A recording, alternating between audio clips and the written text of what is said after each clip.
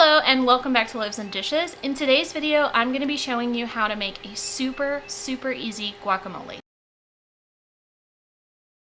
Before we get into the video, hello, my name is Sarah and I have been doing cooking or food content creation in some capacity for 10 years now, and I'm very excited to share this super easy guacamole recipe. It's really great because it's only a few ingredients and you can either use store-bought Pico de Gallo, which is kind of like the secret ingredient for this, or you can make your own, and we have a video for that as well. If you'd like to check that out, I'll link it above. But this recipe is super easy. It's really great for like a party or a football game, etc. We're really excited to share this recipe with you. Please subscribe to our channel. We're so grateful for all of our subscribers. And if you want to be notified when we upload, please be sure to click the bell icon. So let's get started.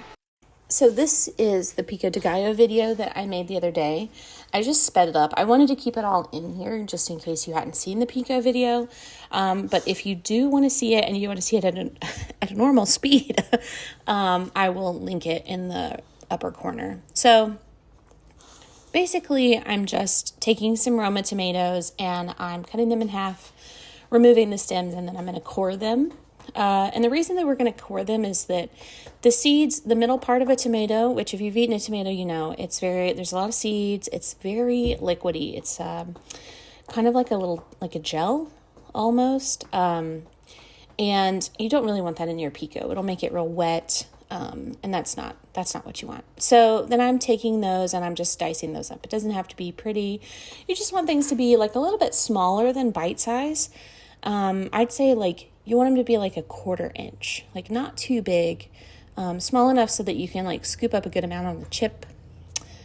These are the kinds of things that you have to think about when you're making something like pico. You know, you have to think about like what kind of vessel you're putting it in, how people are eating it, that kind of thing.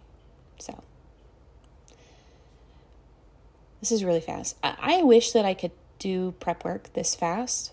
That would be amazing. It would take me no time to do anything. Wouldn't that be awesome?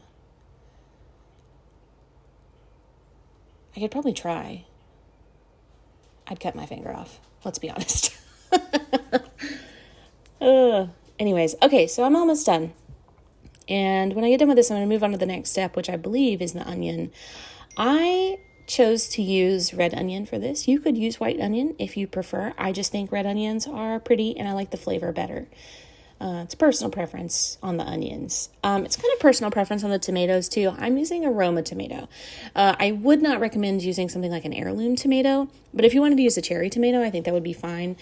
So, you know, that's kind of up to you. Okay, so now I've got a jalapeno. If you want no spice at all, you can skip the jalapeno. The jalapeno does add a nice green color, so you can maybe do a little bell pepper, something like that. For the jalapeno, I'm doing a whole jalapeno, and I'm cutting it very small. I'm doing a very small dice. The technical term, I believe, is brunoise. It is tiny, and I really recommend cutting up the jalapeno as small as you possibly can, because you want it to disperse really well throughout the tomato and onion so that each bite you get like a little tiny pop of jalapeno. But you don't want a big chunk of jalapeno when you're like eating your pico. The jalapeno is just there for like a little spice. You don't want a big spice. Maybe you do want a big spice. I don't know. That's up to you. I wanted just a little bit of spice. Also, I always wear gloves when I cut up a jalapeno. I have horror stories about cutting up jalapenos without gloves on. Anyways, okay, so this is some cilantro. Make sure that when you're at the grocery store, you don't confuse it with parsley. They look kind of similar.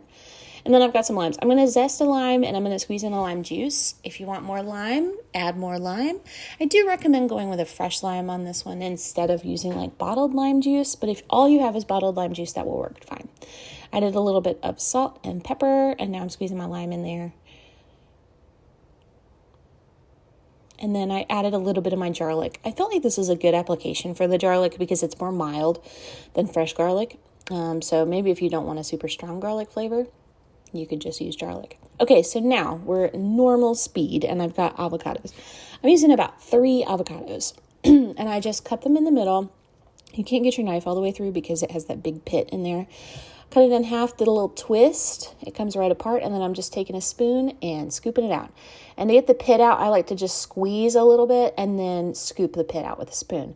You can also like whack the pit with your knife. I do that most of the time, but I didn't want to do it on video because it's a little bit dangerous. You can cut yourself doing that. So I don't recommend it, but it is what I do most of the time. So see, I'm just like rolling my knife all the way around and then do a little twist and it pops right open. And then I give the middle a little squeeze. That one popped right out. And then a scoop and into the bowl. And so my other tip with avocados is you want to make sure that your avocado is ripe, but not too ripe where it's like, that can be kind of difficult to pick at the grocery store. So what I do is I pick up the avocado and I squeeze it. If it feels like it gives a lot, not a lot, but if it gives just a little bit, it's probably just about right. If you squeeze it and it feels like soft, that is overripe. And if you squeeze it and it feels hard, that is underripe.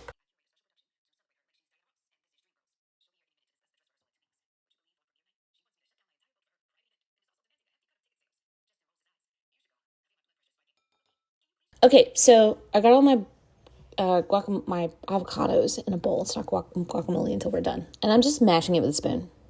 So a couple of my avocados weren't quite ripe, so they were a little bit difficult to mash. Avocado should be pretty easy to mash if you've done it right. The grocery store never has a good selection. And you want to take your time with this. And if you like your guacamole chunky, you can leave kind of big chunks of guacamole. We like ours kind of like a mix of chunky and non-chunky. I found a piece of guacamole skin in there. So we like ours a little bit chunky. So I'm just going through and making sure that it's like a good consistency. And when you put the pico in, you're going to mix it up some more. So it will get a little less chunky once you put that in. So now I'm adding the pico. Now the pico, you can add as little or as much as you'd like. That part's really up to you. I did about a third of a cup. And you want to mix that around. And then you want to taste it. And you want to see if it needs more seasoning. Most of the time, it will need more seasoning. But I put a little too much salt in my pico. I got a little heavy with the salt. And when you ate it with the chip, it was too salty. So I didn't need to do any extra seasoning. But the guacamole was perfect. It was the right amount of salt.